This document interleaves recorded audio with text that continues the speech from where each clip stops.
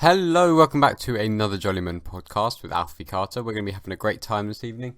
It's a lovely sunny day. It's the 14th of April. That's 13 days after April 1st or April Fool's Day. And I've done my little pre podcast press up with an S on the end. So I'm slightly out of breath as per standard. Again, same old. Went to the park yesterday. I was reading Bob Dylan's Chronicles book. It was quite fun, and I was so I thought, I've been inside all day. Not really that enjoyable. I know that I shouldn't be seeking pleasure in this awful pandemic period. I know how hedonistic of me, but I went to the park and I was like, I'm just gonna find a very secluded space. I'm not gonna talk to anyone, and I'm just gonna read. I'm just going to find some space and read. So down I went to my lovely park. I had my book in my hand, nothing else. I had a keys, book, I had boxes around my waist, I had shorts on, a shirt, hoodie, socks, shoes with laces in, and that's all I had. And I was just lying there. I was far from everybody else. There's a main path, I walked off it, and as I was lying there reading, a man cycles past me and he shouts something like, what did he say? It was he swore. There was a swear word in there. The word pandemic was in there, and he was annoyed. He thought I was being silly doing what I was doing because there was a pandemic going on. Something like, "Oh, are you fucking joking? There's a pandemic going on. You're doing blah." And I didn't really hear. And then he was cycling, right? So he's cycling forward. I was to his right. So he kind of had his head bent towards me, so he wasn't looking where he was going, and then the last bit of a sentence he kind of looked forward again, so I kind of lost it in translation because he sent the sound waves forward. Anyway, I got the gist. wasn't very polite of him. I don't believe. I mean, and yeah, he had a bright yellow helmet on. I don't know if he had to always wear the helmet or if it was because he was riding a bike. Sometimes it's hard to tell, especially when they behave like that. And yeah, it was a bit shocking. And then the bit that brought me joy is that then he had to really slow down because he was on a really busy path, which I wasn't on purpose. Okay, anyway, so yeah, I got a little bit flustered, kind of probably a little bit of anger bouncing around my head, but then I remembered, what, Alfie, people like that, it's a shame. It's unfortunate. Maybe he's annoyed that I had the peace of mind that I could go and read, and maybe he's rushing around, or maybe he's an NHS worker and he's pissed that I'm not taking it seriously. And either way, if he's wrong in the first instance, I'm wrong in the second instance. So we never really know. Let's not get upset about it. Come on, keep smiling. He had a bright yellow helmet. It looks a bit silly as well. Cycling about. I don't believe he was doing anything productive. It was Easter Monday after all. But yeah, it was. Oh god damn! I went to Tesco. My podcast's been the same things again and again for the last while. But I went to Tesco's yesterday. Oh no, today. So I went to Tesco's. Got to Tesco's. Now there's a massive car park around my Tesco's, and there's a queue that usually goes about maybe a third of the way around it. Got there today. Went all the way around the whole car park to get in. Step, and everyone's 2 meters apart, and everyone's dull, and 60% of people have a face mask on. They're usually too small, and they're kind of like really tight. It's really funny. I can tell people like really have to pull and like tug it and just about fling it over their ear, and then it's so tight on their head that it's like pulling their ears forward. So it looks quite funny. It's like a little squirrel like jumped on their face and like was pulling their ears. Like I don't know. Just imagine. Looked quite silly. Anyway, I sat and I was like, nope, I went home. That was my story. Did the hoovering. Yeah, man, I was getting annoyed at Henry earlier, Henry the Hoover, because he just kept mucking about. I was hoovering it, and then he rolled over, he landed on his back, and he looks like a turtle, Henry the Hoover, because he's got a dome on the top, and he's got these 4 little kind of wheels, but you can imagine them as little paddles, and he was on his back, and just like a turtle, he couldn't right himself, and I was getting pissed off because I was dragging him around on his head, and he was annoyed because, of course, no one likes to be dragged around on their head. So I righted him, and then in doing so, when I righted him, I accidentally turned it off, and then I got really annoyed.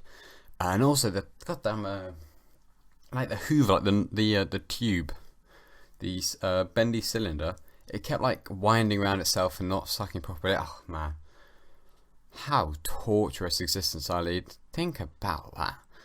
I mean, it's ridiculous. Obviously, there are people in the world who I can't even. I think we're so lucky. No one. I don't believe anyone has the right to moan ever. That's my philosophy. Never. There's nothing that can happen with you the right to moan. I just don't believe it. Even like 800 years. Like if you just think back like 800 years ago. Like that area of history is so fucked up that we actually don't know about it. Like we can't find anything from that period. Imagine being one of those people who lived there. Like for us, it's even. It's weird because to them, for us, they seem like they didn't exist, but we're not going to exist either, and we're not going to exist just like them. So it's kind of annoying. I mean, like in the future, they're not going to look back and be like, "Oh yeah, Alfie, that 18-year-old who sat in his study talking into a microphone for what you pushed for 15 minutes, usually couldn't quite make it. Mostly it was slightly mundane, unfunny, but he did it because he wanted to be a better stand-up." They're not going to be thinking about me like that. All the internet crazes going around at the moment as well. I can't believe it. There's this one where it's so annoying. All you do is someone posts a story and then they tag you in it, and then in theory, of course, this is what they think, or the community thinks, is that then you have to do it. So, someone tagged me in a 5k run. All they did was they went on their keyboards, they tapped so the keyboard came up, they wrote @ and then Alfie, and they clicked my name. And now apparently I've got to do a 5 kilometer run. It's not happening. I don't believe that's very reasonable. I think it's a bit unfair actually. But what it does do, so each person tags 5 people, and then those 5 people tag 5 people. It's all theoretical. This shit doesn't work because people are lazy, including myself. But what it does do, it really nicely represents and gives people a model for the spread of coronavirus. So if I tag 5 people and then they tag 5 people, then it's you add them together. So my 5, they've all got. Imagine I've got coronavirus and I cough on their cornflakes. So I don't eat cornflakes. That's why I cough on them, I suppose. And so bang, I infect 5 people. Then each of them infect 5 people. So they've. Okay, and let me do the maths. So I've infected 5. This only does 5. So plus 5, plus 5, plus 5, plus 5, plus 25. That's 35 people already. And that's just from the 5 people that I know. And then those people, those new ones, those 25 infect 5. So then that's 5 cubed. So I think what you do is you do 5 to the power of 0, plus 5 to the power of 1, plus 5 to the power of 2, plus 5 to the power of 3. And it's like an arithmetic sequence. No, it's not arithmetic. It's not arithmetic. I don't know what it is. But yeah, that's what I think. And then people can learn from these stupid 5k runs things, theoretical things, how quickly coronavirus spreads. I hope I never have to buy chia seeds, or have to look for chia seeds in a Tesco again. Still haven't done that since last time I had to do shopping for someone, but I thought a good way of doing it. So, you know how they say that when you're in the desert, when you're parched, your lips are dry, you got cracks and things on your skin, hopefully not in your nose, and you follow camels, and camels will bring you to water.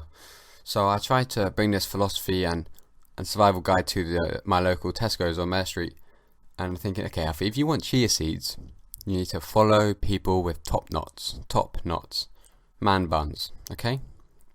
So I was looking around, and I see over the top of the aisles this little top knot man bun goes bouncing by over the top of the aisles. So I tracked them down. They kind of, it's quite cool about man buns. I don't know if you know this, but they kind of bounce with each step. So if you attach those walker meters that do how many steps you do, you could either attach it to your hip or your man bun, and it'd be accurate.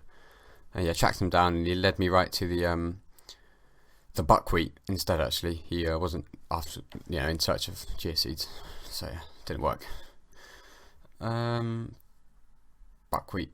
I think you meant to put that in bread, and it makes it more like a bit cooler. To be fair, when I go and digest gluten, I'm not not trying to. I'm not at that point. I'm not bothered about my social status. I'm quite rarely bothered about my social status. But when I am, I'm incredibly bothered. Not really, actually. That's not true. I'm lying. I've been lying for the last 3 seconds. What else have I written down? Oh. Yeah, so I don't know if I can. This is such a hard. This is something quite enjoyable that I thought was quite funny. Is the idea. So you see, I'm. If you look at me in shorts, you would anticipate me to be incredibly hairy, right? My legs are very hairy, yeah, my legs are very hairy. But I mean, actually, my arms and chest or back or whatever, I'm just pretty smooth. And you know how the old man, the Achilles, that guy, he was dipped from his ankle. He was dipped in like eternal life or something like that. This is a bit of classics knowledge, and but because the person dipped him by the ankle, he had an area around his ankle which had not been dipped in this eternal life, aka this is why we say that's his Achilles heel. It's his weakness, because if you hit his heel, ouch, right? Anywhere else, armpit, he's fine. But with me, it's like, this is what I thought of to be really funny, really, really intelligent as well, because I can bring in classical knowledge. You dip me by as a 14-year-old, you took me under my armpits, you dipped me in PVA glue, and then dragged me around the barbershop floor. That's my equivalent to it. But of course, it's not very funny. And we just keep rolling. Did a little bit of PE work. I need to be I got a little bit depressed. Not depressed, but let's say even though I was just a bit like, oh my god, my life, like nothing's happening right now. My life is very, I can't output anything. I couldn't get stuck in anything. So I realised I need to take up a craft or something. I need to start learning how to do jigsaws or make little puppets or something. Anyway, and then I went on Instagram again just to ruin my whatever mental state I had even further, and I just started sending people I didn't really know all that well just random posts. I found it incredibly funny. I was just laughing. Poor people. They receive videos of, there's this thing called mukbangs where people who have severe like eating disorders, but they're trying to like monetize it. So what they do is they get like a big platter of food, and to the eye it's so like, oh my god, look at all that food, god, wow.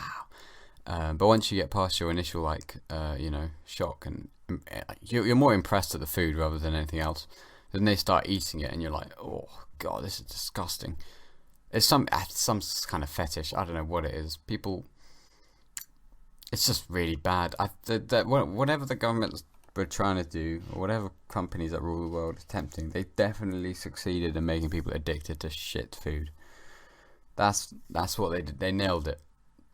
What do? They stuck posters on billboards. They stuck burgers on the sides of buses. You're waiting at the bus stop and you look to your left, and guess what you see? The pizza Papa John's just rolls up along that board, looks right at you. Maynard says chew is one I can envision. I don't know, but they just have it everywhere, wherever you go, and it's made so casual. Pepperoni spattered around the place. Pretty difficult, actually. Even you open a newspaper, there'll be a picture of Boris Johnson. You're like, wow, okay, this has to be important. And then slightly to the right of it, there'll be an advert about like the new KFC Saver Box menu, ultra mega chicken McFun, and it's just like, ugh, please get that away from me. People love it though. People love it. Anyway, it's very lovely to spend some time with you, and I'll hope to see you again soon. Bye bye.